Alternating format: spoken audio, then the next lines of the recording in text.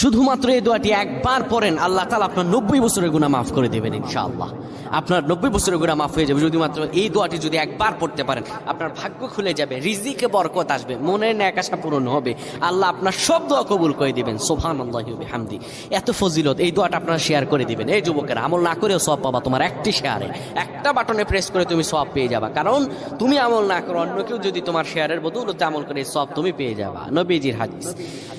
আমার ভাইয়েরা, আল্লাহর কাছে দোয়া করা, আল্লাহর কাছে দোয়া চাওয়া, এটি হলো মুমিনদের কাজ। আমার আল্লাহ বান্দাকে বলেন, বান্দারে উদউনি আস্তাজিব লাকুম, আমার কাছে চাও, আমার কাছে চাইলে আমি আল্লাহ তোমাকে দিয়ে দিব। কেউ যদি একবার এই দোয়াটি পড়তে পারে, দোয়াটি হলো রব্বি ইন্নী যালামতু নাফসি ফাগফিরলি। কেউ যদি এই দোয়াটা একবার পড়তে পারে, আমার আল্লাহ তাআলা শুধুমাত্র এই দোয়াটি